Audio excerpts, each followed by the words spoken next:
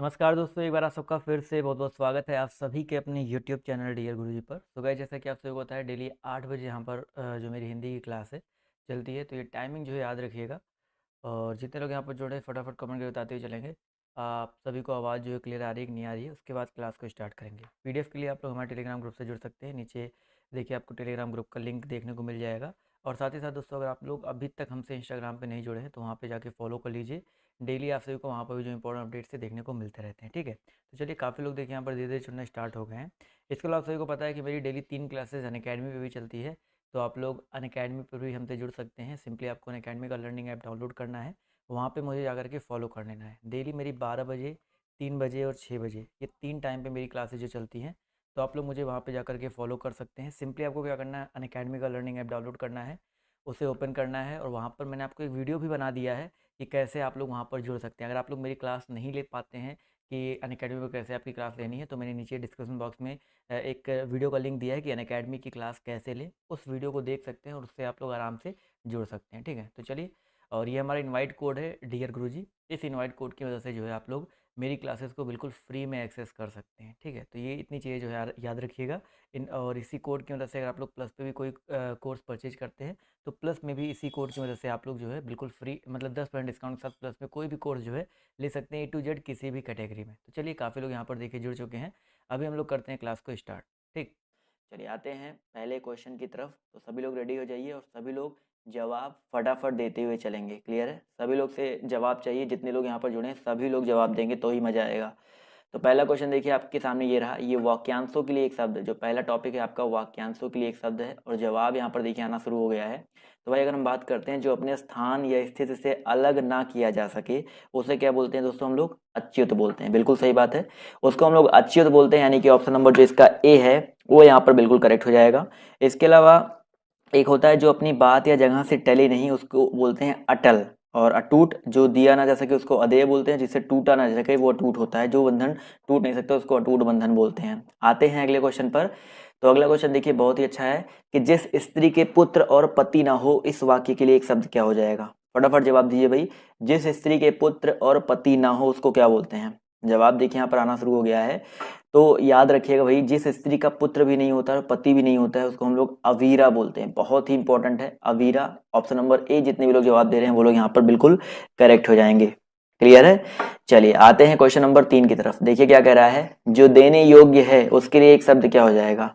जो देने योग्य है उसके लिए एक शब्द क्या हो जाएगा? गे, पे, दे या दान? जवाब देखिए यहाँ पर आना शुरू हो गया है। तो बिल्कुल सही बात है। जो देने योग्य होता है उसको दे बोलते हैं, और जो गाने योग्य होता है उसको गे बोलते हैं, और जो पीने योग्य होता है उसको पे बोलते हैं। क्लियर है? तो ये सारी चीजें याद रखिएगा। आते हैं अगले क्वेश्चन की तरफ। तो अगला क्वेश्चन देखिए आपसे यहाँ पर क्या कह रहा है। जीने की इच्छा, बताइए सर, फटाफट जवाब दीजिए।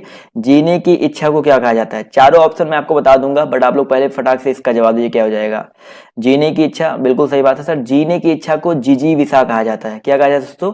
जिजीविषा कहा जाता है। इसके अलावा यहाँ पर जानने की इच्छा को क्या कहा जाता है? जिज्ञासु कहा जाता है। इसके अलावा किसी पर विजय पाने की इच्छा को जिगीषु कहा जाता है। और यहाँ पर अगर हम बात करते हैं पानी पीने की जो इच्छा होती है या किसी चीज को पीने की जो प्यास होती है वो पिपासु कहा कहलाता है। क्लियर है? तो चारों ऑप्शन आई होप आप सबके क्लियर हो गए होंगे। अगला क्वेश्चन ध्यान से देखिए यहाँ पर क्या कह रहा है कि इंद्रियों को जीत लिया हो जिसने, इस वाक्यांश के लिए सही विकल्प का चयन करिए। फटाफट जवाब दीजिए।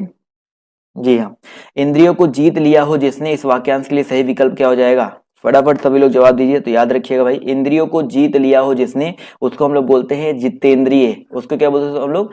जितेंद्रिय बोलते हैं। करेक्ट है। और इंद्र को जीतने वाला इंद्रजीत कहलाता है। तो यहाँ पर ऑप्शन जो इसका सी है करेक्ट हो जाएगा। चलिए आते हैं अगले क्वेश्चन पर। तो अगला क्वेश्चन देखिए आपके सामने ये रहा कि निम्नलिखित प्रश्न में 4 विकल्प दिए गए हैं और आपको बताना है जो थोड़ा जानता हो।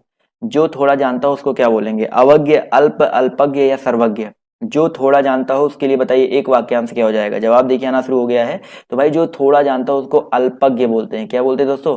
अल्पज्ञ बोलते हैं। यानी कि ऑप्शन नंबर जो इसका सी है वो यहाँ पर करेक्ट हो जाएगा। जल्दी जल्दी करेंगे क्योंकि टाइम आपके पास कम है, पेपर आपका नजदीक है और 100 क्वेश्चन आपको सॉल्व करने हैं। अगला क्वेश्चन देखिए फटाक से क्या कह रहा है कि निम्नलिखित प्रश्न में 4 विकल्पों में से उस विकल्प का चयन करें जो वाक्यांशों के लिए एक शब्द का विकल्प है। तो बताइए, जो इस लोक की बात है, बताइए जो इस लोक की बात है उसको क्या बोलेंगे? जवाब दीजिए फटाफट। जवाब देखिए यहाँ पर आना शुरू हो गया, तो याद रखिएगा लौकिक बोलते हैं। क्या बोलते हैं दोस्तों? लौकिक बोलते हैं। जो इस लोक की बात है उसको हम लोग लौकिक बोलते हैं, और जो इस लोक का ना हो सका उसको अलौकिक बोलते हैं। क्लियर है? आते हैं अगले क्वेश्चन पर। तो अगला क्वेश्चन देखिए आपके सामने ये रहा कि सही विकल्प का चयन करें जो वाक्यांशों के लिए एक शब्द है आदि से अंत तक। फटाफट जवाब दीजिए। सही विकल्प चयन करना है जो वाक्यांशों के लिए एक शब्द है आदि से अंत तक। क्वेश्चन नंबर 8, जवाब दीजिए फटाफट। आदि से अंत तक क्या बोलेंगे? याद रखिएगा दोस्तों, आदि से अंत तक अनादि नहीं होता है, आद्योपांत होता है। ये बहुत इंपॉर्टेंट क्वेश्चन है। तो यहाँ पर जो लोग बोल रहे हैं बी वो लोग करेक्ट है, अनादि वाले गलत हो जाएंगे। भाई जिसका कोई आदि ना हो, जिसका कोई आदि यानी कि जिसका कोई प्रारंभ नहीं होता उसको अनादि बोलते हैं, और इसी समय में होने वाले को समकालीन बोलते हैं। तो ये दोनों चीजें अलग अलग हैं, आद्योपांत यहाँ पर हो जाएगा। अगला क्वेश्चन देखिए आपसे यहाँ पर क्या कह रहा है। आते हैं अगले क्वेश्चन पर। तो क्या कह रहा है कि भाई सही विकल्प का चयन करें जो वाक्यांशों के लिए एक शब्द है जो सब कुछ जानता है, उसको क्या बोलेंगे? फटाफट जवाब दीजिए भाई। जो सब कुछ जानता है, तो बिल्कुल सही बात है। देखो जो सब कुछ जानता है उसको क्या बोलते हैं हम लोग? सर्वज्ञ बोलते हैं। क्या बोलते हैं? सर्वज्ञ बोलते हैं। ज्ञानी तो अलग चीज होता है। तो यहाँ पर ऑप्शन नंबर जो इसका ए है वो यहाँ पर बिल्कुल करेक्ट हो जाएगा। चलिए आते हैं अगले क्वेश्चन पर। तो क्या कह रहा है कि भविष्य में होने वाला, इसके लिए एक शब्द क्या हो जाएगा? भविष्य में होने वाला, इसको क्या बोलते हैं? जी हाँ, भविष्य में होने वाले को भावी बोलते हैं। क्या बोलते हैं दोस्तों? भावी बोलते हैं। यानी कि ऑप्शन नंबर जो इसका ए है वो यहाँ पर बिल्कुल करेक्ट हो जाएगा। इसी तरह दोस्तों क्वेश्चन नंबर आपका 11 कह रहा है प्रत्युत्पन्नमति, इसका मतलब क्या होता है बताइए? प्रत्युत्पन्नमति इसका मतलब क्या होता है? फटाफट क्वेश्चन नंबर 11 का जवाब दीजिए। बिल्कुल सही जवाब देखिए आना शुरू हो गया है। तो प्रत्युत्पन्नमति को बोलते हैं हम लोग भाई जो तत्काल सोचकर उत्तर दे सके। बिल्कुल सही बात है, जो तत्काल सोच के उत्तर दे सके उसको प्रत्युत्पन्नमति बोलते हैं। क्लियर है? चलिए आते हैं अगले क्वेश्चन पर। तो क्या कह रहा है कि पैसे से मनुष्य की जो जीवन जीने की इच्छा है, अभी मैंने आपको बताया था जीवन जीने की इच्छा को क्या बोलते हैं? फटाफट जवाब दीजिए। क्वेश्चन रिपीट है, बस आपका क्वेश्चन का लैंग्वेज चेंज हो गया है। तो बिल्कुल सही बात है, जीवन जीने की इच्छा मैंने आपको बताया था जिजीविषा को बोलते हैं। तो ऑप्शन नंबर जो इसका ए है करेक्ट हो जाएगा। चतुरानन का मतलब होता है जिसके चार आनन होते हैं, जिसके चार मुख होते हैं। विष्णु जी की बात हो रही है यहाँ पर। आते हैं अगले क्वेश्चन पर। तो अगला क्वेश्चन यही कह रहा है कि दिए गए वाक्य के लिए एक शब्द का चयन कीजिए। पाप करने के बाद स्वयं दंड पाना। पाप करने के बाद अगर स्वयं दंड पा रहे हैं तो उसको क्या बोलेंगे? बिल्कुल सही बात है। तो यहाँ पर याद रखिएगा पाप करने के बाद स्वयं दंड पाना यानी कि प्रायश्चित होता है। क्या होता है दोस्तों? प्रायश्चित होता है। तो ऑप्शन नंबर जो इसका सी है वो यहाँ पर बिल्कुल करेक्ट हो जाएगा। क्लियर है? चलिए आते हैं अगले क्वेश्चन पर। तो क्या कह रहा है कि अनियमित के लिए उचित वाक्यांश चुने। अनियमित, अनियमित किसको बोला जाता है? फटाफट बताइए सर। अनियमित जिस पर कोई नियंत्रण ना हो, जिस जो नियमानुकूल ना हो। तो यहाँ पर जवाब देखिए आना शुरू हो गया। तो बी ऑप्शन जो है करेक्ट हो जाएगा। जो नियम के अनुकूल ना हो उसको हम बोलते हैं अनियमित। क्लियर है? तो ऑप्शन नंबर जो इसका बी है यहाँ पर करेक्ट हो जाएगा। अगला क्वेश्चन देखिए क्या कह रहा है कि जिस पर आक्रमण हो, इस वाक्यांश के लिए उचित शब्द का चयन करना है। जिस पर आक्रमण हो, तो भाई जिस पर आक्रमण होता है उसको क्या बोलते हैं? याद रखिएगा दोस्तों, जिस पर आक्रमण होता है उसको हम लोग बोलते हैं आक्रांत। क्या बोलते हैं दोस्तों? आक्रांत। और आक्रामक तो अलग चीज होता है, जो बहुत ज्यादा आक्रामक होता है उसको क्या बोलते हैं? अलग चीज होता है। तो यहाँ पर ऑप्शन नंबर जो इसका सी है वो यहाँ पर करेक्ट हो जाएगा। क्लियर है? अपने प्राण खुद ही समाप्त करने के लिए बोलते हैं आत्मघाती, और किसी पर हम आक्रमण करने वाले हों तो वो आक्रमण होता है।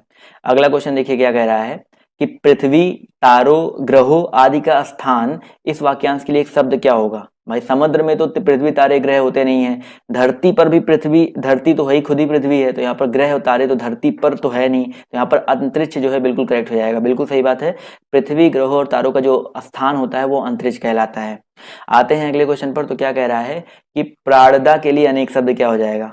प्राणदा के लिए वाक्यांश बताना आपको क्या हो जाएगा? फटाफट जवाब दीजिए। प्राणदा का मतलब क्या होता है आपको ये बताना है। तो भाई प्राणदा यानी कि प्राण देने वाली दवा या जीवन देने वाली दवा। तो यहाँ पर हम लोग कह सकते हैं ऑप्शन नंबर बी जो है बिल्कुल करेक्ट हो जाएगा, जीवन देने वाली दवा।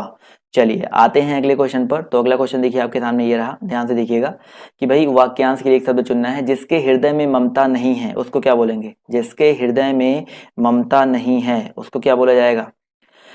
बिल्कुल सही बात है सर, जिसके हृदय में ममता नहीं है उसको निर्मम बोलते हैं। देखिए जिसके हृदय में ममता नहीं है उसको निर्मम बोलते हैं, जिसको दया नहीं होती है उसको निर्दय बोलते हैं, जिसको डर नहीं होता है उसको निर्भय बोलते हैं, जिसके हृदय नहीं होता है, दिल नहीं होता उसको निहृदय बोलते हैं। अगला क्वेश्चन कह रहा है कि जिसकी कोई उपमा ना दी जा सके उसके लिए एक शब्द क्या होगा? जिसकी कोई उपमा ना दी जा सके उसके लिए एक शब्द क्या होगा? अनुपम, ज्ञानी, अल्पज्ञ या अनुयायी। पहले भी क्वेश्चन रिपीट हो चुका है, तो बिल्कुल सही बात है सर, जिसकी कोई उपमा ना दी जा सके उसको बोलेंगे अनुपम। क्या बोलेंगे दोस्तों हम लोग? अनुपम, यानी कि ऑप्शन नंबर जो इसका ए है वो यहाँ पर बिल्कुल करेक्ट हो जाएगा। अल्पज्ञ का मतलब क्या होता है, जो कम जानता हो, ज्ञानी जो बहुत कुछ जानता हो या जिसके पास अच्छा खासा ज्ञान हो। और अनुयायी का मतलब होता है जिसके पीछे पीछे चलने वाला, जो जो किसी के पीछे चलता हो, किसी को फॉलोअर, अनुयायी को इंग्लिश बोलते हैं हम लोग फॉलोअर। आते हैं अगले क्वेश्चन पर। तो अगला क्वेश्चन कह रहा है कि दूसरों की बातों में दखल देना, इसके लिए एक शब्द क्या होगा। दूसरों की बातों में दखल देना, इसके लिए एक शब्द क्या हो जाएगा, फटाफट बताइए सर। बिल्कुल सही बात है, हस्तक्षेप यहाँ पर जो है करेक्ट आंसर हो जाएगा। तो ऑप्शन नंबर जो इसका ए है वो यहाँ पर बिल्कुल करेक्ट हो जाएगा, हस्तक्षेप, दूसरों की बातों में दखल देना। और दूरदर्शी का मतलब होता है जो दूर तक सोचने वाला हो, वो दूरदर्शी कहलाता है। आते हैं अगले क्वेश्चन पर। तो अगला क्वेश्चन देखिए क्या कह रहा है कि जो कम खर्च करता हो, इस वाक्यांश के लिए एक शब्द क्या होगा। भाई जो कम खर्च करता है उसे क्या बोलते हैं। बिल्कुल सही जवाब देखिए आना शुरू हो गया है। तो याद रखिएगा भाई, जो कम खर्च करता है, यहाँ पर सभी लोग बोल रहे हैं भैया कंजूस, लेकिन कंजूस का मतलब होता है जो बहुत बचाता हो, और जो कम खर्च करता है उसको बोलते हैं मितव्ययी। जो इसका करेक्ट आंसर होगा आपका क्या होगा दोस्तों, मितव्ययी हो जाएगा। तो याद रखिएगा ऑप्शन ए नहीं, यहाँ पर ऑप्शन सी हो जाएगा। आते हैं अगले क्वेश्चन पर। तो अगला क्वेश्चन देखिए कह रहा है, दिए गए वाक्यांश के लिए एक शब्द का चयन कीजिए। पूरब और उत्तर के बीच की दिशा को क्या कहते हैं, बताइए सर। पूरब और उत्तर के बीच की दिशा को क्या कहते हैं। चारों चीजें मैं आपको यहाँ पर क्लियर कर दूंगा। देखो, पूरब और उत्तर के बीच की जो दिशा होती है वो ईशान कहलाती है दोस्तों, ईशान कहलाती है पूरब और उत्तर के बीच की दिशा। आग्नेय की अगर हम बात करते हैं तो ये दक्षिण और पूरब, यानी कि आपका साउथ और ईस्ट के बीच की दिशा होती है, साउथ ईस्ट होता है। इसके अलावा पूरब और उत्तर आपको हो ही गया, ये आपका पूरब उत्तर हो गया, ईस्ट और उत्तर यानी कि नॉर्थ ईस्ट हो गया, नॉर्थ ईस्ट हो गया। नेत्रेय का मतलब क्या होता है दोस्तों, आपका दक्षिण पश्चिम होता है। क्या होता है आपका दक्षिण पश्चिम, यानी कि साउथ वेस्ट होता है। और आपका एक बचा क्या, उत्तर पश्चिम बचा है, तो नॉर्थ वेस्ट आपका ये होता है वाव्य। तो चारों चीजें याद रखिएगा। क्लियर है, क्लियर है सबके वो। आते हैं अगले क्वेश्चन पर। तो अगला क्वेश्चन कह रहा है, दिए गए वाक्य के लिए प्रयुक्त होने वाले सही विकल्प को चुनिए। वह कवि जो तत्काल कविता करने में कुशल हो, वह कवि जो तत्काल कविता करने में कुशल हो, उसे क्या बोलते हैं। देखिए, जो कवि तत्काल कविता करने में कुशल होता है उसको आशु कवि बोला जाता है। क्या बोलते हैं दोस्तों हम लोग, आशु कवि बोलते हैं। तो यहाँ पर ऑप्शन नंबर जो इसका डी है वो यहाँ पर बिल्कुल करेक्ट हो जाएगा। अगला क्वेश्चन देखिए कह रहा है कि प्रज्ञा चक्षु के लिए वाक्यांश क्या हो जाएगा। प्रज्ञा चक्षु के लिए वाक्यांश क्या हो जाएगा, जवाब दीजिए फटाफट। तो प्रज्ञा चक्षु यानी कि बुद्धि जिसके नेत्र हैं। क्या होता है दोस्तों, बुद्धि। देखो, बुद्धि और ज्ञान होने वाली प्रज्ञा नहीं, बुद्धि जिसके नेत्र है। यहाँ पर ऑप्शन नंबर जो इसका बी है वो यहाँ पर करेक्ट हो जाएगा। प्रज्ञा चक्षु का मतलब होता है बुद्धि जिसका नेत्र हो। आते हैं अगले क्वेश्चन की तरफ। तो अगला क्वेश्चन देखिए आपसे यहाँ पर कह रहा है कि बिना पलक झपकाए, इसके लिए एक शब्द क्या हो जाएगा। बिना पलक झपकाए इसको क्या बोलते हैं, फटाफट जवाब दीजिए सर। बिल्कुल सही बात है, बहुत ही इंपॉर्टेंट क्वेश्चन है। निनिर्मेष बोलते हैं। क्या बोलते हैं दोस्तों, बिना पलक झपकाए इसको बोलते हैं निनिर्मेष। और जिसकी कोई इच्छा ना हो उसको हम लोग बोलते हैं स्पृहा, और निस्पृहा हो जाएगा। इसके अलावा इच्छा ना हो, निस्पृहा हो गया। इसके अलावा निर्विकार है, निष्पलक है। निष्पलक यानी कि जिसके कोई पलक ना हो। आते हैं अगले क्वेश्चन पर। तो अगला क्वेश्चन देखिए कह रहा है कि जो धरती फोड़ कर जन्मता है उसको क्या बोलते हैं। जो धरती फोड़ कर जन्मता है उसको क्या बोलते हैं। 26, फटाफट जवाब दीजिए सर। जवाब देखिए यहाँ पर आना शुरू हो गया है। तो याद रखिएगा भैया, जो धरती फोड़ कर जन्मता है उसको उद्भिज बोलता है। क्या बोलते हैं दोस्तों हम लोग, उद्भिज बोलते हैं। ऑप्शन नंबर जो इसका सी है वो यहाँ पर करेक्ट, डी है जो यहाँ पर करेक्ट हो जाएगा। इसके अलावा यहाँ पर दिया गया स्वयंभू। स्वयंभी का मतलब होता है जो स्वयं अपने आप उत्पन्न हुआ उसको स्वयंभू बोलते हैं। और यहाँ पर जरायुज का मतलब होता है जो माता के गर्भ से जन्म लेता है उसको बोलते हैं जरायुज। तो चारों चीज याद रखिएगा। जन्मजात तो सबको पता ही है, जन्म से ही। अगला क्वेश्चन कह रहा है कि खाने की इच्छा, इसको क्या बोलते हैं। खाने की इच्छा बताइए फटाफट। विभुच्छा, विभुच्छा, बुभुच्छा या भुभुच्छा, फटाफट जवाब दीजिए। खाने की इच्छा को क्या बोलते हैं। क्वेश्चन नंबर 27, जवाब देखिए यहाँ पर आना शुरू हो गया है। तो बहुत ही इंपॉर्टेंट क्वेश्चन। देखो, खाने की इच्छा को हम लोग बोलते हैं बुभुच्छा। यहाँ पर ऑप्शन नंबर जो इसका बी है वो यहाँ पर करेक्ट होगा। खाने की इच्छा को क्या बोला जाता है दोस्तों, बुभुच्छा बोला जाता है। तो ऑप्शन बी यहाँ पर करेक्ट हो जाएगा। क्लियर है, चलिए आते हैं अगले क्वेश्चन पर। तो अगला क्वेश्चन कह रहा है कि एक ही समय में वर्तमान, एक ही समय में वर्तमान, इसको क्या बोलेंगे। क्वेश्चन नंबर 28, फटाफट जवाब दीजिए सब। एक ही समय में वर्तमान 28, जवाब देखिए यहाँ पर आना शुरू हो गया है। तो याद रखिएगा दोस्तों, एक ही समय में वर्तमान इसको बोले जाते हैं समसामयिक। क्या बोलते हैं दोस्तों हम लोग, समसामयिक बोलते हैं। बहुत ही इंपॉर्टेंट है। तो ऑप्शन नंबर जो इसका सी है वो यहाँ पर करेक्ट हो जाएगा। जबकि जीवन भर के लिए आजीवन होता है। क्लियर है, चलिए आते हैं अगले क्वेश्चन पर। तो अगला क्वेश्चन देखिए आपसे यहाँ पर क्या कह रहा है कि पार्थिव, पार्थिव का मतलब क्या होता है। क्वेश्चन नंबर 29 है, जवाब दिए सभी लोग। पार्थिव का मतलब क्या होता है। जी हाँ, बिल्कुल सही बात है सर। पार्थिव का मतलब होता है जिसका संबंध पृथ्वी से होता है। किससे होता है दोस्तों? पृथ्वी से होता है। तो यहाँ पर जितने भी लोग जवाब दे रहे हैं ऑप्शन नंबर डी, वो लोग यहाँ पर बिल्कुल करेक्ट हो जाएंगे। चलिए आते हैं अगले क्वेश्चन पर। तो अगला क्वेश्चन कह रहा है कि जिनका प्रयोग निश्चित शब्द समुदाय या पूरे वाक्य का अतिरिक्त भावार्थ प्रदान करने के लिए होता है उसे क्या कहते हैं? बताइए। जिनका प्रयोग निश्चित शब्द समुदाय या पूरे वाक्य का अतिरिक्त भावार्थ प्रदान करने के लिए होता है उसे क्या कहते हैं? जवाब देखिए यहाँ पर आना शुरू हो गया है। तो याद रखिएगा क्वेश्चन नंबर 30 का जो करेक्ट आंसर आपका हो जाएगा निपात हो जाएगा। क्या हो जाएगा दोस्तों? निपात हो जाएगा। निपात का मतलब ही होता है उसको एक अलग रूप देना, या निपात से कोई फर्क नहीं पड़ता है। तो ऑप्शन नंबर, ये वाक्य के अंग भी नहीं होते हैं, तो यहाँ पर ऑप्शन नंबर जो इसका डी है वो यहाँ पर बिल्कुल करेक्ट हो जाएगा। क्लियर है? चलिए आते हैं अगले क्वेश्चन पर। तो अगला क्वेश्चन देखिए आपसे यहाँ पर क्या कह रहा है कि भाई जो इंद्र पर विजय प्राप्त कर चुका हो उसको क्या बोलेंगे? जो इंद्र पर विजय प्राप्त कर चुका हो उसको क्या बोलते हैं? अभी मैंने आपको बताया था जिसने जीत लिया हो, जिसने इंद्र को जीत लिया हो, या जो इंद्र पर विजय प्राप्त कर लिया हो उसको बोलते हैं इंद्रजीत। क्या बोलते हैं दोस्तों हम लोग? इंद्रजीत बोलते हैं। तो यहाँ पर ऑप्शन नंबर जो इसका सी है वो यहाँ पर बिल्कुल करेक्ट हो जाएगा। और जिसने इंद्रियों को, जो हमारी इंद्रियां होती हैं उनको जीत लिया उसको जितेंद्रिय बोलते हैं। तो दोनों में डिफरेंस है। आते हैं अगले क्वेश्चन पर। तो क्या कह रहा है कि उच्च कुल में पैदा व्यक्ति, इसको क्या बोला जाता है? फटाफट बताइए सर। उच्च कुल में पैदा व्यक्ति, इसे क्या बोलते हैं हम लोग? जवाब देखिए यहाँ पर आना शुरू हो गया है। तो याद रखिएगा भैया, उच्च कुल में पैदा व्यक्ति, जवाब देखिए यहाँ पर आना शुरू हो गया है। तो भैया उच्च कुल में पैदा व्यक्ति को हम लोग कुलीन बोलते हैं। क्या बोलते हैं दोस्तों? हम लोग कुलीन बोलते हैं। जबकि समान वर्ण में पैदा होने वाला सवर्ण कहलाता है। सवर्ण मतलब होता है जो समान वर्ण में पैदा हुआ हो। इसी तरह अगला क्वेश्चन देखिए क्या कह रहा है कि जंगल में लगने वाली आग को क्या बोलते हैं? बताइए सर। जंगल में लगने वाली आग को क्या बोलते हैं? बहुत ही आसान सा क्वेश्चन है, जवाब सभी लोग दे सकते हैं। पहले भी ये क्वेश्चन मैं करवा चुका हूं। तो बिल्कुल सही जवाब आ रहा है दावानल। तो जो दावानल होता है वो जंगल में लगने वाली आग होती है। और पेट की आग को बोलते हैं हम लोग जठराग्नि। क्या बोलते हैं? ये पेट की आग होता है। याद रखिएगा ये पेट की आग है। इसके अलावा यहाँ पर क्या बोलते हैं? ऑप्शन दिया गया है बड़वानल। तो ये होता है भैया समुद्र में लगने वाली आग को बड़वानल बोला जाता है। क्लियर है? और वन में लगने वाली आग को, जंगल में लगने वाली आग को दावानल बोला जाता है। क्लियर है? चलिए आते हैं अगले क्वेश्चन पर। तो अगला क्वेश्चन देखिए क्या कह रहा है कि जिसके बराबर कोई ना हो उसको क्या बोलेंगे? जिसके बराबर कोई ना हो उसे क्या बोला जाएगा? क्वेश्चन नंबर 34, जवाब दीजिए सभी लोग। भैया विलक्षण है और यहाँ पर 4 ऑप्शन दिए गए हैं। तो यहाँ पर भैया जिसके बराबर कोई ना हो, तो जिसके बराबर कोई ना हो, तो यहाँ पर देखा जाए तो भाई करेक्ट आंसर क्या हो सकता है? तो यहाँ पर हम लोग एग्जैक्ट रूप में तो नहीं बट मान सकते हैं जिसकी तुलना कोई ना कर सके, तो ऑप्शन नंबर बी को मान सकते हैं। ऑप्शन नंबर बी यहाँ पर हो सकता है, बट एग्जैक्ट ये बहुत शुद्ध रूप से नहीं बोलेंगे इसको। भाई जिसके बराबर कोई ना हो उसको अद्वितीय, जो इसका एग्जैक्ट करेक्ट आंसर होना चाहिए वो अद्वितीय होना चाहिए। बट यहाँ पर ऑप्शन में ऐसा कुछ नहीं है, तो अनुपम हो जाएगा। विलक्षण का मतलब पता है, विशेष लक्षणों से युक्त।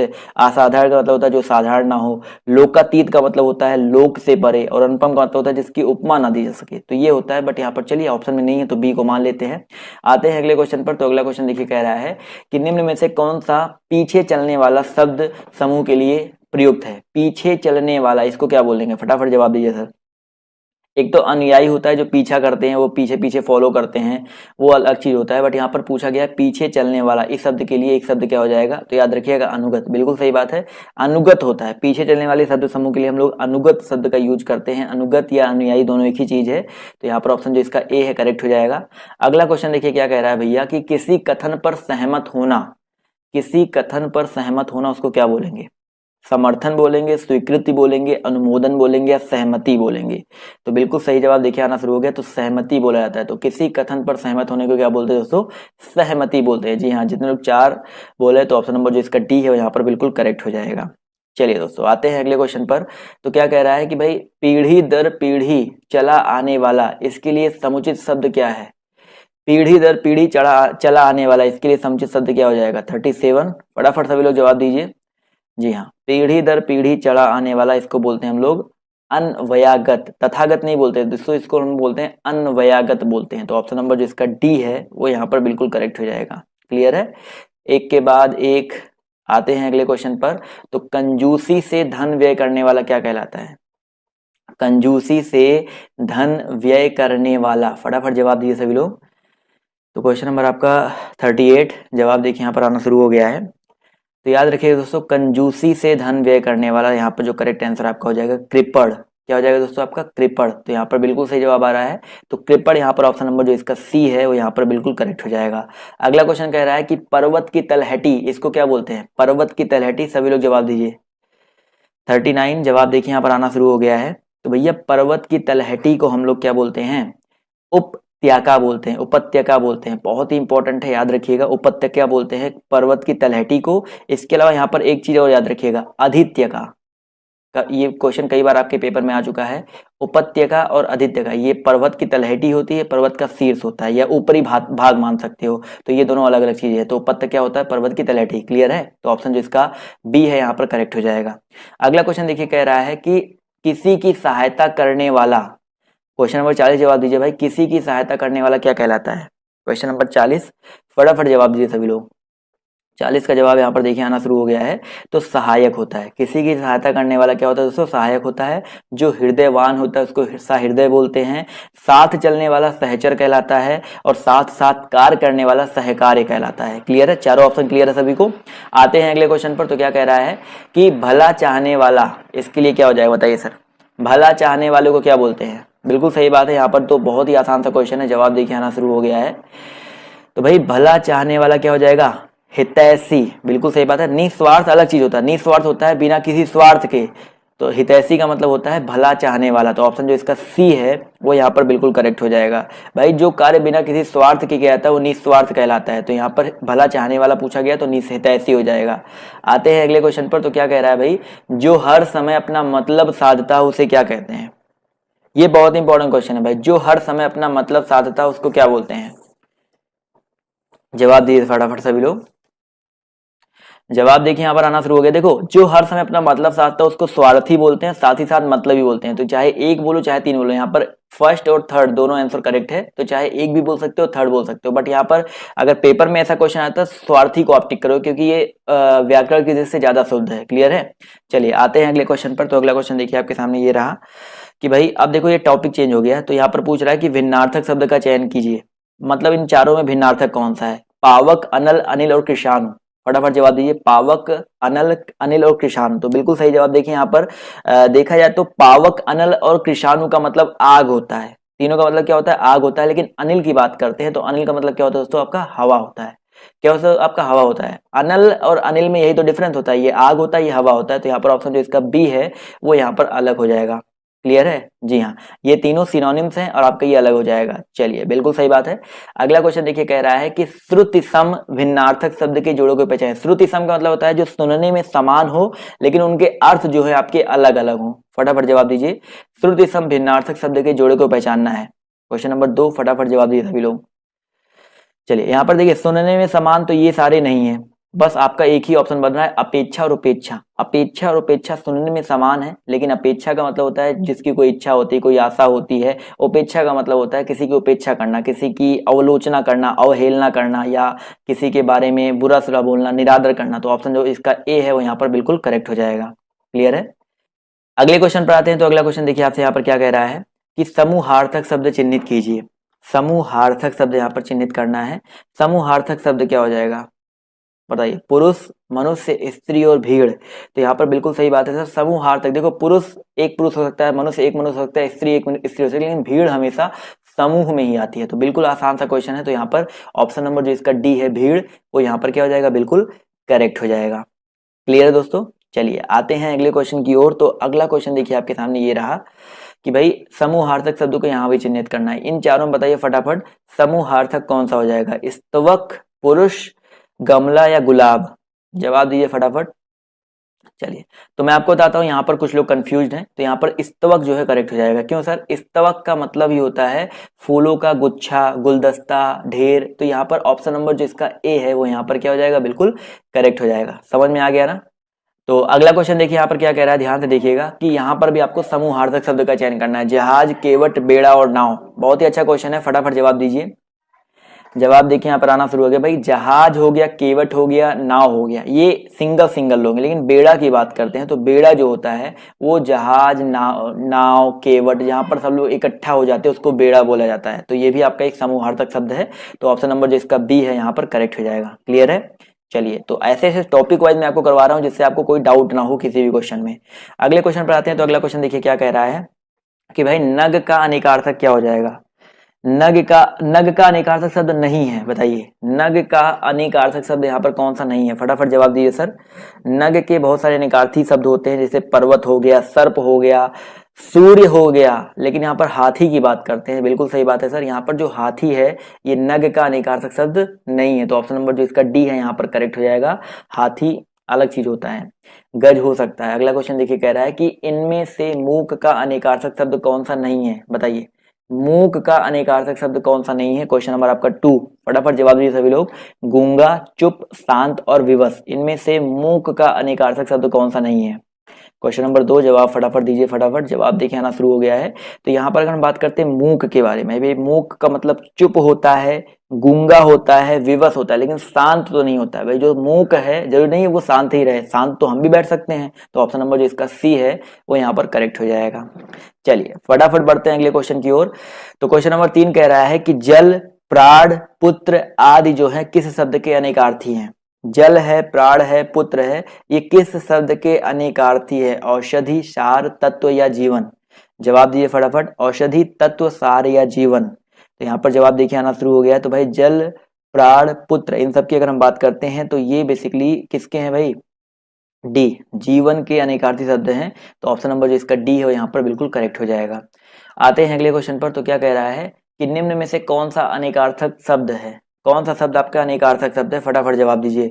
साहस, पुस्तक, अंबर या बालक, साहस, पुस्तक, अंबर या बालक। चलिए क्वेश्चन नंबर 4 जवाब दीजिए सभी लोग। जवाब देखिए यहाँ पर आना शुरू हो गया, तो याद रखिएगा बिल्कुल सही जवाब आ रहा है। तो यहाँ पर अगर हम बात करते हैं अंबर जो शब्द है आपका अनेकार्थक शब्द है। अंबर के बहुत सारे अर्थ होते हैं, आकाश, वस्त्र, मेघ आदि बहुत सारे शब्द होते हैं। अगला क्वेश्चन देखिए यहाँ पर क्या कह रहा है कि निम्न में से कौन सा शब्द अनेकार्थक है, बताइए। अभिमान, अधिक, आयु और अर्थ, इसमें से अनेकार्थक शब्द कौन सा हो जाएगा। बहुत इंपॉर्टेंट ही टॉपिक है, लोग यहाँ पर गलती करके बहुत ज्यादा आते हैं। तो अभिमान है, अधिक है, आयु है और अर्थ है। तो यहाँ पर अगर हम बात करते हैं अर्थ के बारे में, देखो जो अर्थ है ये आपका अनेकार्थक शब्द है। अर्थ का मतलब धन भी होता है, अर्थ का मतलब भी होता है, इसके अलावा आपका कारण भी होता है, बहुत सारी चीजें होती हैं। क्लियर है। अगला क्वेश्चन देखिए आपका क्या कह रहा है कि निम्नलिखित में से कौन सा शब्द सारंग का अर्थ नहीं है। माफ कीजिएगा, सभी लोग वीडियो को शेयर कर दिया करिए और लाइक करते हुए चला करिए। निम्नलिखित में से कौन सा शब्द भाई सारंग का अर्थ नहीं है। क्वेश्चन नंबर आपका यहाँ पर 6 जवाब देखिए यहाँ पर आना शुरू हो गया है। तो भाई सारंग का अर्थ आपका जो होता है शहद नहीं होता है। क्या दोस्तों, आपका शहद जो है आपका नहीं होता है। तो यहाँ पर जितने भी साथी जवाब दे रहे हैं ऑप्शन नंबर बी, वो लोग यहाँ पर करेक्ट हो जाएंगे। इसके अलावा सारंग का मतलब पपीहा, कामदेव, राजहंस, कोयल, मोर, बाज, सिंह, घोड़ा, बहुत सारे ऐसे होते हैं जो आपके होते हैं। तो ऑप्शन नंबर जो इसका बी है वो यहाँ पर करेक्ट हो जाएगा। अगला क्वेश्चन देखिए क्या कह रहा है कि सर्प, मेंढक, सिंह, घोड़ा, वानर, हाथी आदि को समझाने वाला शब्द क्या है। सर्प, मेंढक, सिंह, घोड़ा, वानर, हाथी आदि को समझाने वाला शब्द क्या हो जाएगा। बिल्कुल सही क्वेश्चन है, बहुत ही इंपॉर्टेंट क्वेश्चन है। तो याद रखिए, कुछ लोग पशु बोले, पशु नहीं, यहाँ पर हरि हो जाएगा। तो हरि का मतलब भाई हरि एक अनेकार्थी शब्द है, इसका मतलब आपका सर्प, मेंढक, सिंह, घोड़ा, वानर, हाथी ये सारे होते हैं। तो यहाँ पर ऑप्शन नंबर जो इसका सी है वो यहाँ पर बिल्कुल करेक्ट हो जाएगा। क्लियर दोस्तों। चलिए आते हैं अगले क्वेश्चन की ओर। तो अगला क्वेश्चन देखिए आपसे यहाँ पर क्या कह रहा है कि आपको प्रश्न संख्या 1 में और 2 में अनेकार्थी शब्द दिए गए हैं, एक अर्थ शब्द के साथ लिखा है, दूसरा अर्थ बताइए। जैसे प्रमत्त का मतलब होता है स्वेच्छाचारी, इसका दूसरा अर्थ क्या हो सकता है। प्रमत्त का मतलब आपका होता है स्वेच्छाचारी, तो दूसरा अर्थ क्या हो सकता है, जवाब दीजिए फटाफट। तो भाई प्रमत्त है, तो प्रमत्त है यहाँ पर। तो प्रमत्त का मतलब अगर स्वेच्छाचारी है तो दूसरा अर्थ होता है आपका उन्मत्त। याद रखिएगा, प्रमत्त का दूसरा मतलब क्या होता है दोस्तों, आपका उन्मत्त होता है। तो यहाँ पर ऑप्शन नंबर जो इसका ए है वो यहाँ पर बिल्कुल करेक्ट हो जाएगा। तो जितने भी साथी जवाब दे रहे हैं ऑप्शन नंबर ए, वो लोग यहाँ पर करेक्ट हो जाएंगे। चलिए आते हैं अगले क्वेश्चन पर। तो क्या कह रहा है कि भाई कनक और धतूरा, जैसे कनक का मतलब अगर धतूरा है तो कनक का दूसरा अर्थ क्या होता है। बहुत ही आसान सा क्वेश्चन है, फटाफट जवाब दीजिए सभी लोग। कनक कनक ते सौगुनी मादकता अधिकाय, या खाए बौराय जग वफाए बौराय। सबको इसका आंसर तो पता ही होगा। तो याद रखिएगा सोना होता है। कनक का एक मतलब धतूरा होता है, तो एक अर्थ आपका सोना भी होता है। तो जहां पर जितने भी लोग जवाब दे रहे हैं डी, वो लोग यहाँ पर करेक्ट हैं। अगला क्वेश्चन देखिए क्या कह रहा है कि भाई निम्नलिखित में से समानार्थी जोड़ी को स्पष्ट कीजिए। पार्वती, महेश्वरी, व्यवहारिक, अव्यवहारिक, शेर, शेरनी, लड़का और लड़के। फटाफट जवाब दीजिए क्वेश्चन नंबर 3 का। समानार्थी शब्दों की जोड़ी को स्पष्ट करना है। पार्वती है, माहेश्वरी है। जवाब देखिए यहाँ पर आना शुरू हो गया है। तो अगर हम बात करते हैं पार्वती और माहेश्वरी, ये दोनों आपके एक दूसरे के समानार्थी हैं, जबकि यहाँ पर शेर सेने, लड़का लड़के, और देखो ये दोनों तो आपके विलोम हो जाएंगे, व्यवहारिक अव्यवहारिक, लड़का लड़के, और यहाँ पर लड़का और लड़के जो दिया गया है ये एक वचन बहुवचन वाला हो जाएगा। क्लियर है? तो ऑप्शन नंबर जो इसका ए है वो यहाँ पर करेक्ट हो जाएगा। अगला क्वेश्चन देखिए यहाँ पर क्या कह रहा है, ध्यान से देखिएगा। यहाँ पर भी आपको समानार्थी शब्द की जोड़ी यहाँ पर बताना कौन सी नहीं है। सुमन और पुष्प, निशा निशाचर, चारपाई खटिया, पाठशाला विद्यालय, यहाँ पर कौन सी जोड़ी नहीं है, ये चीज पूछा गया है, तो इस पर ध्यान दीजिएगा। तो याद रखिएगा यहाँ पर अगर देखा जाए तो सुमन पुष्प एक दूसरे के समानार्थी है, चारपाई खटिया एक दूसरे के समानार्थी है, पाठशाला विद्यालय ये भी समानार्थी है, लेकिन निशा का मतलब रात्रि होता है और निशाचर का मतलब क्या होता है, रात में जगने वाला जो भूत राक्षस होते हैं ना, वो होते हैं। तो ऑप्शन जो इसका बी है यहाँ पर करेक्ट हो जाएगा। आते हैं अगले क्वेश्चन पर। तो अगला क्वेश्चन देखिए क्या कह रहा है कि निम्नलिखित प्रश्नों में 4 विकल्प दिए गए हैं और आपको बताना है कि सर्प, यहाँ पर बताना है कि दिए गए शब्द का सही समानार्थी शब्द का विकल्प का चयन करिए। सर्प का समानार्थी क्या हो जाएगा, बताइए सभी लोग। सर्प का समानार्थी क्या हो जाएगा, फटाफट जवाब दीजिए। क्वेश्चन नंबर 5 बहुत ही इंपॉर्टेंट क्वेश्चन है। जवाब देखिए यहाँ पर आना शुरू हो गया है। तो याद रखिएगा भाई, सर्प का समानार्थी आपका यहाँ पर व्याल हो जाएगा। क्या हो जाएगा दोस्तों, आपका व्याल। ऑप्शन नंबर जो इसका सी है, याद रखिएगा, मोस्ट इंपॉर्टेंट क्वेश्चन है। आते हैं अगले क्वेश्चन पर। तो क्या कह रहा है कि उस विकल्प का चयन करें जो दिए गए शब्द का सही समानार्थी शब्द है। हिरण, हिरण का सही समानार्थी क्या हो जाएगा, फटाफट क्वेश्चन नंबर 6 का जवाब दीजिए। उस विकल्प का चयन करें जो दिए गए शब्द का सही समानार्थी शब्द है। तो क्वेश्चन नंबर 6 याद रखिएगा, इसका जो करेक्ट आंसर है आपका हो जाएगा क्या, कुरंगम हो जाएगा। ऑप्शन नंबर जो इसका ए है कुरंगम, यहाँ पर बिल्कुल करेक्ट हो जाएगा। तो जितने भी साथी जवाब दे रहे हैं ऑप्शन नंबर ए, वो लोग यहाँ पर बिल्कुल करेक्ट हो जाएंगे। कुरंगम जो है हिरण का सही समानार्थी शब्द है। क्लियर है? चलिए बढ़ते हैं अगले क्वेश्चन की ओर। तो अगला क्वेश्चन कह रहा है 7 से 8 के लिए वही सेम चीज है, आपको बताना है कि कौन सा विकल्प गलत है, यानी तक्षक का कौन सा अर्थ नहीं है। क्वेश्चन ध्यान से देखिए, 7वें क्वेश्चन के लिए 8वें क्वेश्चन के लिए क्वेश्चन यही दिया गया है, उस शब्द का अर्थ नहीं है, तो तक्षक का अर्थ यहाँ पर कौन सा नहीं होगा, बढ़ई, सूत्रधार, शिलान्यास और विश्वकर्मा। फटाफट जवाब दिए सभी लोग।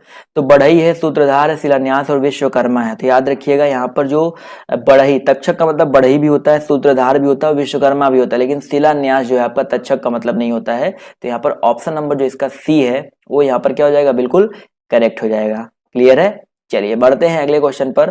तो देखिए क्या कह रहा है, भाव, भाव शब्द का सही अर्थ बताइए क्या हो जाएगा। क्वेश्चन नंबर 8, फटाफट जवाब दिए सभी लोग। भाव शब्द का, सॉरी यहाँ पर 8 में बोला गया था कौन सा नहीं है, तो यहाँ पर बताइए कौन सा शब्द नहीं है, भाव शब्द का अर्थ नहीं है। तो भाई भाव का मतलब विचार होता है, दर होता है, अभिप्राय होता है, लेकिन भाव का मतलब भवन जो है आपका नहीं होता है। तो ऑप्शन नंबर जो इसका ए है वो यहाँ पर बिल्कुल करेक्ट हो जाएगा। क्लियर है यहाँ तक दोस्तों? चलिए अब आते हैं एक और बहुत ही इंपॉर्टेंट टॉपिक पर, ज्यादा नहीं 3 से 4 क्वेश्चन उस पर और है, उसके बाद हम लोग व्याकरणात्मक कोटि पर पहुंचेंगे जो कि सबसे ज्यादा इंपॉर्टेंट आपके एग्जाम के लिए है। तो यहाँ पर देखिए क्या कह रहा है कि प्रश्न संख्या 1 से लेकर 3 तक यहाँ पर दिया गया, ध्यान से देखिए। प्रश्न संख्या 1 से लेकर 3 तक यहाँ पर कह रहा है कि 4 विकल्प दिए गए हैं, आपको सर्वाधिक उपयुक्त अर्थ व्यंजक विकल्प चुनकर लिखना है। तो गयंद का मतलब क्या होता है बताइए, फटाफट बताइए। गयंद जो है इसका मतलब क्या होता है, तो गयंद का मतलब क्या होता है, बिल्कुल सही जवाब देखिए आना शुरू हो गया है। तो याद रखिएगा भाई, गयंद जो होता है इसका मतलब आपका होता है बड़ा हाथी। क्या होता है दोस्तों, आपका बड़ा हाथी होता है। तो ऑप्शन नंबर जो इसका ए है वो यहाँ पर बिल्कुल करेक्ट हो जाएंगे। क्लियर दोस्तों, बड़ा हाथी यहाँ पर बिल्कुल करेक्ट हो जाएगा। अगला क्वेश्चन कह रहा है कि मूढ़ चेता, मूढ़ चेता का मतलब बताइए क्या हो जाएगा।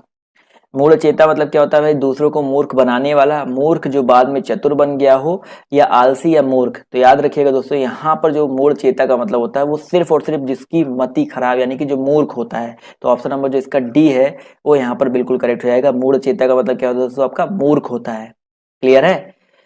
चलिए आते हैं अगले क्वेश्चन पर। तो क्या कह रहा है भाई, प्रायोगिक, प्रायोगिक का मतलब क्या होता है, फटाफट बताइए सर। 40 मिनट जवाब दिए सर। प्रायोगिक का मतलब क्या होता है, तो 3 का जवाब देखिए यहाँ पर हो जाएगा भाई। प्रायोगिक का मतलब होता है जिसका नित्य प्रयोग किया जाए। प्रायोगिक का मतलब क्या होता है, जिसका नित्य प्रयोग किया जाए। तो ऑप्शन नंबर जो इसका ए है वो यहाँ पर बिल्कुल करेक्ट हो जाएगा।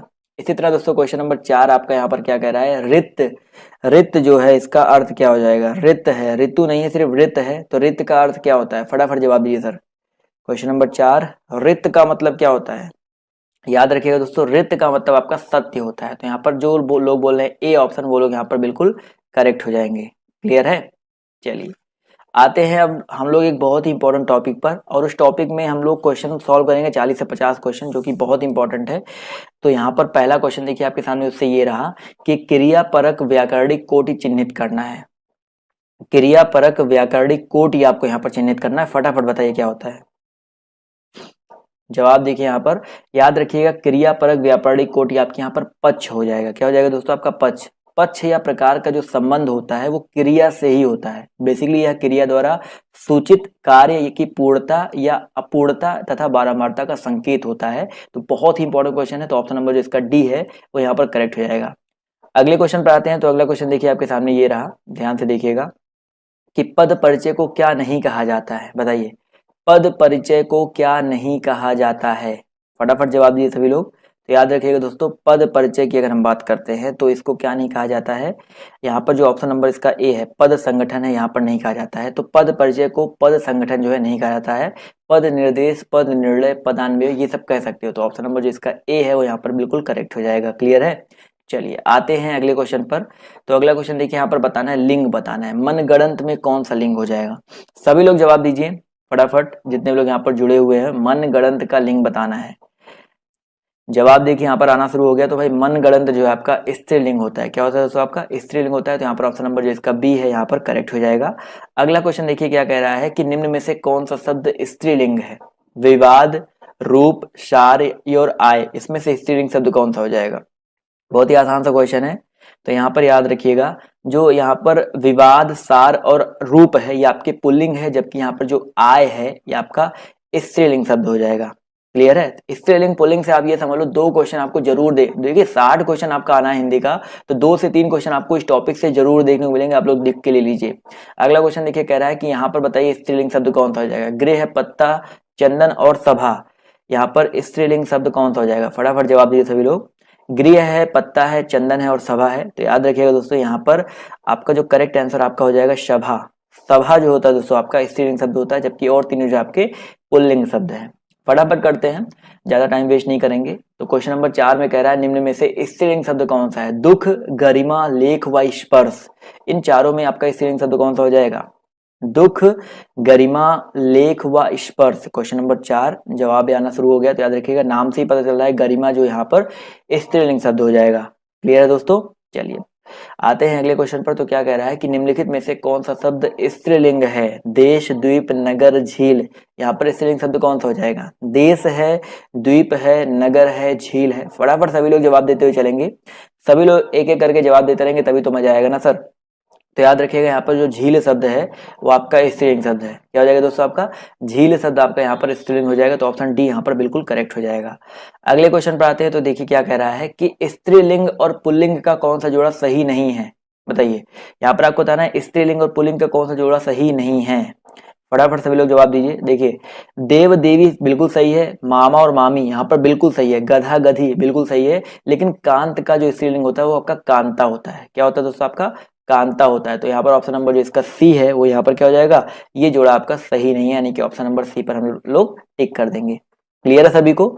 आते हैं अगले क्वेश्चन पर। तो क्या कह रहा है, ध्यान से देखिए कि निम्न में से स्त्रीलिंग शब्द कौन सा है? बताइए सर, इन चारों में स्त्रीलिंग शब्द कौन सा है? शोभा, पालन, शस्त्र और नृत्य, इनमें से स्त्रीलिंग शब्द कौन सा है?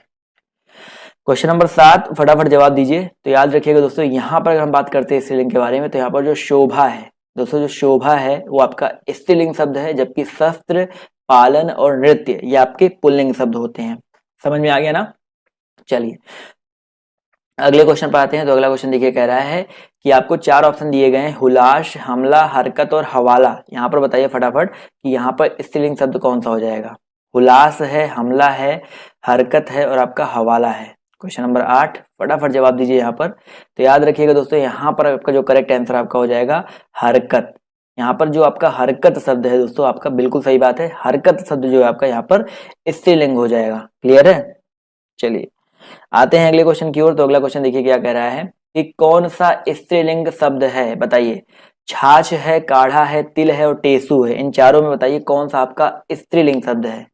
छाछ, खाड़ा, तिल और टेसू। जवाब देखिए यहाँ पर आना शुरू हो गया है। तो याद रखिएगा छाछ बिल्कुल सही बात है यहाँ पर। तो जो लोग जवाब दे रहे हैं आपका ऑप्शन नंबर ए छाछ, वो लोग यहाँ पर बिल्कुल करेक्ट हो जाएंगे। तिल, काढ़ा और टेसू ये आपके पुल्लिंग शब्द होते हैं। क्लियर है? जी हाँ, सभी लोग ऐसे ही जवाब देते रहेंगे तो अच्छा लगेगा। अगला क्वेश्चन कह रहा है कि भील का स्त्रीलिंग क्या हो जाएगा, बताइए सर। जो भील शब्द है एक पुल्लिंग शब्द है, इसका स्त्रीलिंग क्या होता है? जवाब देखिए यहाँ पर आना शुरू हो गया, तो बिल्कुल सही बात है सर, भील का स्त्रीलिंग आपका यहाँ पर भीलनी होता है। क्या होता है दोस्तों आपका? भीलनी होता है, यानी कि ऑप्शन नंबर जो इसका बी है वो यहाँ पर बिल्कुल करेक्ट हो जाएगा।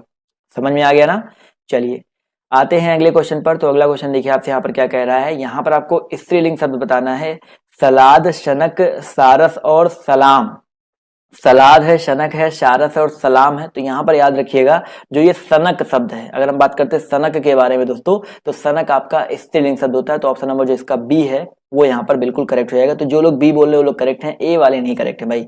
अगला क्वेश्चन देखिए क्या कह रहा है, इन चारों में आपको स्त्रीलिंग बताना है। किन्नर, अंतरी, अहिंसा और परिग्रह। तो इनमें आपको स्त्रीलिंग बताना है। फटाफट जवाब दिए सभी लोग। चलिए याद रखिएगा यहाँ पर क्वेश्चन नंबर 12 आंसर देखिए यहाँ पर जवाब आना शुरू हो गया है। तो यहाँ पर देखिए ऑप्शन नंबर जो इसका बी है अहिंसा। अहिंसा की अगर हम बात करते हैं दोस्तों तो आपका अहिंसा आपका एक स्त्रीलिंग शब्द है, जबकि किन्नर, अंतरी, अपरिग्रह ये आपके स्त्रीलिंग के अंतर्गत नहीं आते हैं। क्लियर है? चलिए किन्नर शब्द यहाँ पर देखिए आया हुआ है, तो यहाँ पर कुछ लोग कंफ्यूज होंगे, लेकिन इसको आपको पुल्लिंग के अंतर्गत ही रखा गया है। तो किन्नर शब्द आप याद रखिएगा, कभी इसको अलग मत कर दीजिएगा, तो ये आपका पुल्लिंग के अंतर्गत ही आता है। क्लियर है?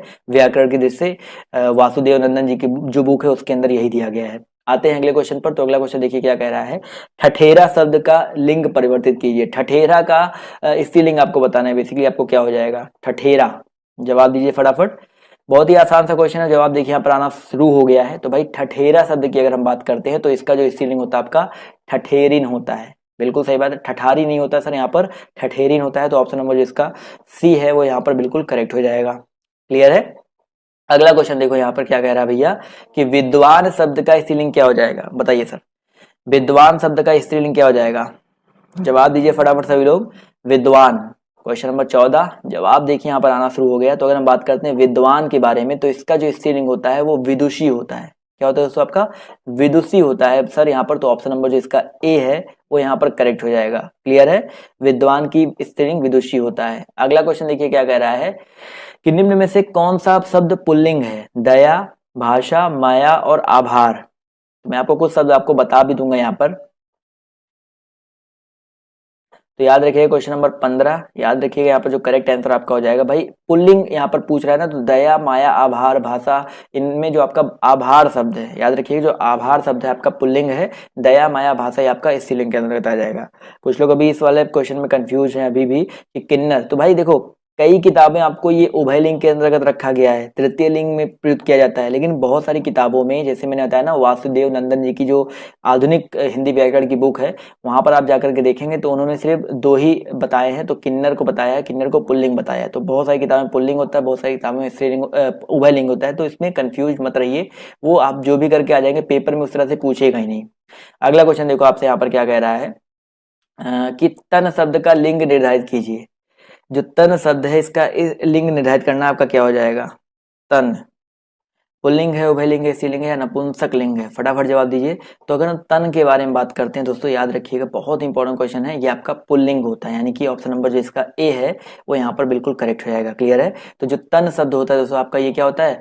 पुल्लिंग शब्द होता है। चलिए आते हैं अगले क्वेश्चन की तरफ। तो अगला क्वेश्चन देखिए आपसे यहाँ पर क्या कह रहा है कि निम्न में से कौन सा शब्द आपका पुल्लिंग है? फटाफट सभी लोग जवाब दीजिए। तो इसका जवाब हो जाएगा दोस्तों कष्ट। तो दोस्तों यहाँ पर जो कष्ट शब्द है आपका ये पुल्लिंग शब्द हो जाएगा। तो ऑप्शन नंबर जो इसका बी है वो यहाँ पर बिल्कुल करेक्ट हो जाएगा। क्लियर है? चलिए आते हैं अगले क्वेश्चन पर। तो अगला क्वेश्चन देखिए आपसे यहाँ पर कह रहा है कि निम्न में से आपको पुल्लिंग शब्द बताना है। क्षमा, क्षेत्र, घटना और रीति। 2 से 3 आपको यहाँ पर आएगा। चलिए क्लियर है? 6 बजे ठीक है सर। तो क्वेश्चन नंबर 18 का जवाब दीजिए। निम्नलिखित में से आपको पुल्लिंग शब्द बताना है। क्षमा है, क्षेत्र है, घटना है और रीति है। तो 18 याद रखिएगा यहाँ पर जो करेक्ट आंसर आपका हो जाएगा क्षेत्र। जो क्षेत्र है दोस्तों आपका ये पुल्लिंग शब्द हो जाएगा। तो ऑप्शन नंबर जो इसका सी है वो यहाँ पर बिल्कुल करेक्ट हो जाएगा। क्लियर दोस्तों? बहुत इंपॉर्टेंट है। आते हैं अगले क्वेश्चन पर। तो क्या कह रहा है ध्यान से देखिए कि यहाँ पर पुल्लिंग शब्द बताना है। दया, प्रार्थना, वायु और नेत्र। फटाफट सभी लोग जवाब दीजिए, ज्यादा टाइम नहीं बचा है, क्वेश्चन को खत्म भी करना है हमें। अभी बहुत सारे क्वेश्चन बचे हैं, अभी तो 90 क्वेश्चन ही हुआ है। क्वेश्चन नंबर 19 जवाब देखिए यहाँ पर आना शुरू हो गया है। तो याद रखिएगा यहाँ पर जो आपका पुल्लिंग शब्द है वो आपका हो जाएगा नेत्र। क्या हो जाएगा दोस्तों आपका? नेत्र। नेत्र जो है आपका पुल्लिंग शब्द हो जाएगा। क्लियर है? आते हैं अगले क्वेश्चन पर। तो क्या कह रहा है ध्यान से देखिए कि क्रियार्थक संज्ञा सदा किस रूप में रहती है? क्रियार्थक संज्ञा जो है सदा किस रूप में रहती है? क्वेश्चन नंबर आपके यहाँ पर 20 है, जवाब देखिए आना शुरू हो गया है। तो याद रखिए क्रिया अर्थक यहाँ पर बात कर रहा है, तो क्रियार्थक संज्ञा जो होती है हमेशा याद रखिएगा एक वचन पुल्लिंग में होती है। किसमें होती है दोस्तों? एक वचन पुल्लिंग में होती है। जैसे मैं एक एग्जांपल दे रहा हूँ, कहना, कहना हो गया, खाना हो गया, सोना हो गया, ये क्रियार्थक संज्ञा होती है। क्लियर है? तो ऑप्शन नंबर जो इसका बी है वो यहाँ पर करेक्ट हो जाएगा। अगले क्वेश्चन पर आते हैं। तो अगला क्वेश्चन देखिए कह रहा है कि निम्नलिखित में से पुल्लिंग शब्द छाटिए। यहाँ पर आपको पुल्लिंग शब्द छाटना है, फटाफट जवाब दीजिए क्वेश्चन नंबर 21 का। चाहत, मेहनत, रंगत और आहार, यहाँ पर पुल्लिंग शब्द कौन सा हो जाएगा? जवाब देते हुए चलेंगे तो बहुत ही अच्छा रहेगा। तो क्वेश्चन नंबर 21 का जो करेक्ट आंसर क्या हो जाएगा सर? आहार। यहाँ पर हम बात करते हैं दोस्तों आहार के बारे में दोस्तों, तो आपका जो आहार है ये आपका एक पुल्लिंग शब्द है। क्लियर है? आते हैं क्वेश्चन नंबर 22 पर। तो स्त्रीलिंग पुल्लिंग आपको जितने भी इंपॉर्टेंट हो सकते हैं आज सब करवा दूंगा, जिससे आपको एग्जाम में कोई दिक्कत ना हो। यहाँ पर आपको बताना है चारों में पुल्लिंग शब्द बताना है कौन सा है। कैमरा, प्लेट, तस्वीर और पायल, यहाँ पर पुल्लिंग शब्द बताना है। पुरुषलिंग शब्द कौन सा है? तो याद रखिएगा दोस्तों कैमरा क्या होता है दोस्तों? आपका कैमरा जो होता है आपका पुरुष लिंग होता है। इसके अलावा प्लेट, पायल, तलवार ये सारे के सारे आपके स्त्रीलिंग होते हैं। चलिए आते हैं अगले क्वेश्चन पर। तो यहाँ पर आपको मिलान करना है, जल्दी से मिलान कर लेते हैं। तो देखिए क्या है, साहब स्त्रीलिंग और पुल्लिंग है और आपको मिलान करना है। तो साहब का स्त्रीलिंग क्या हो जाएगा बताइए? इसको मैं फटाफट मिला देता हूँ आपके सामने। क्या देखिए सिंपल सा है, साहब का आपका मेम हो जाएगा। क्लियर है? पिता का माता हो जाएगा। क्लियर है? आते हैं क्वेश्चन नंबर, हाथी की हथनी हो जाएगा और सांप का शापिन हो जाएगा। क्लियर है? तो यहाँ पर 23 में देखा जाए तो आपका पहला ऑप्शन जो है करेक्ट हो जाएगा। 3 4 3 2 1। तो यहाँ पर जितने लोग जवाब दे रहे हैं ऑप्शन नंबर ए वो लोग यहाँ पर बिल्कुल करेक्ट हो जाएंगे। चलिए आते हैं अगले क्वेश्चन की ओर। तो अगला क्वेश्चन देखिए आपके सामने ये रहा। देखिए यहाँ पर क्या कह रहा है कि निम्न प्रश्न में लिंग से संबंधित आपको यहाँ पर बताना है। लिंग से संबंधित आपको जवाब देना है। फटाफट देखिए यहाँ पर क्या हो जाएगा कि भाई अकारांत तथा अकारांत, अकारांत तथा अकारांत पुल्लिंग शब्दों को इकारांत कर देने से वो स्त्रीलिंग हो जाते हैं। तो यहाँ पर पहला ये है। दूसरा कह रहा है कि जाति बोधक शब्दों के अंतिम स्वरूप का, अंतिम स्वर का लोप कर उनमें कहीं इन और कहीं आइन प्रत्यय लगाकर स्त्रीलिंग बनाया जाता है। तो यहाँ पर बताइए कौन कौन सा कथन आपका करेक्ट हो जाएगा? 4 ऑप्शन दिए गए हैं, फटाफट जवाब दीजिए सभी लोग। तो याद रखिए 24। तो यहाँ पर याद रखिएगा दोनों कथन आपके सही है। यहाँ पर दोनों कथन सही है, तो ऑप्शन नंबर जो इसका सी है वो यहाँ पर क्या हो जाएगा? बिल्कुल करेक्ट हो जाएगा। क्लियर है? चलिए तो ये हो गया लिंग से संबंधित क्वेश्चन। अब वचन पे आ जाते हैं। वचन से कुछ क्वेश्चन है आपके, ज्यादा क्वेश्चन नहीं बचे हुए हैं, आप ये समझ के चलो 17 क्वेश्चन और है, फटाफट करेंगे। तो किसका प्रयोग सदैव एक वचन में होता है? फटाफट जवाब दीजिए, किसका प्रयोग यहाँ पर सदैव एक वचन में होता है? बहुत इंपॉर्टेंट है। क्वेश्चन नंबर फर्स्ट जवाब दीजिए सभी लोग। तो याद रखिएगा दोस्तों यहाँ पर जो क्वेश्चन नंबर फर्स्ट का करेक्ट आंसर आपका है क्या हो जाएगा? प्रत्येक हो जाएगा। तो ऑप्शन नंबर जो इसका बी है वो यहाँ पर बिल्कुल कर जाएगा। यहाँ पर जो प्रत्येक है इसका प्रयोग जो है सदैव एक वचन में होता है। क्लियर है? अगला क्वेश्चन देखिए क्या कह रहा है कि दिए गए विकल्पों में से वह शब्द चुनिए जिनका प्रयोग सदा एक वचन में होता है। इनमें भी आपको बताना है कि एक वचन में सदैव किसका प्रयोग होता है। कक्षा, प्राण, आंसू और प्रत्येक। देखो यहाँ पर प्राण की बात करते हैं, आंसू की बात करते हैं, प्रत्येक की बात करते हैं, कक्षा की बात करते हैं। बहुत ही आसान सा क्वेश्चन है। तो यहाँ पर जो प्रत्येक है, प्रत्येक का प्रयोग हमेशा याद रखिएगा सदैव एक वचन में होता है और ये आंसू, प्राण, कक्षा ये हमेशा बहुवचन में प्रयोग होते हैं। तो ऑप्शन नंबर जो इसका डी है यहाँ पर करेक्ट हो जाएगा। अगला क्वेश्चन देखिए आपसे यहाँ पर क्या कह रहा है कि किसका प्रयोग सदैव बहुवचन में होता है? फटाफट जवाब दीजिए, किसका प्रयोग जो है सदैव बहुवचन में होता है? क्वेश्चन नंबर 3 फटाफट जवाब दीजिए। जवाब देते हुए चलते रहिए तो अच्छा रहेगा। तो भाई यहाँ पर अगर देखा जाए तो दर्शन है, लता है, नारी है और गाय है। तो यहाँ पर याद रखिएगा जो दर्शन है, भाई लता नहीं दोस्तों, यहाँ पर जो दर्शन है इसका प्रयोग सदैव बहुवचन में होता है। दर्शन हो गया, इसके अलावा लोग हो गया, प्राण हो गया, बहुत सारे ऐसे हैं जिनका प्रयोग हमेशा बहुवचन में ही होता है। आते हैं अगले क्वेश्चन पर। तो क्या कह रहा है कि निम्नलिखित शब्दों में से कौन सा शब्द सदैव बहुवचन होता है? फटाफट बताइए सदैव बहुवचन कौन सा होता है? लड़का, घोड़ी, प्राण या चिड़िया? जवाब दीजिए फटाफट। तो याद रखिएगा लड़का है, घोड़ी है, प्राण है और चिड़िया है। तो यहाँ पर ऑप्शन नंबर जो इसका बी है, जवाब देखिए आना शुरू हो गया। तो बी वाला ऑप्शन जो है करेक्ट हो जाएगा। जो प्राण होता है वो सदैव किस में यूज होता है दोस्तों? आपका बहुवचन में यूज होता है। मैंने आपको इसके पहले भी बता दिया था। चलिए आते हैं अगले क्वेश्चन पर। तो क्या कह रहा है कि निम्नलिखित में से कौन सा शब्द सदा बहुवचन में प्रयुक्त होता है? चारों ऑप्शन बताना है कौन सा शब्द आपका सदैव बहुवचन में यूज होता है। शिशु, पुस्तक, भक्ति और प्राण। क्वेश्चन नंबर 5 जवाब दीजिए फटाफट। तो याद रखिएगा वही सेम क्वेश्चन रिपीट हो गया तो इसको स्किप कर देंगे, प्राण यहाँ पर करेक्ट हो जाएगा।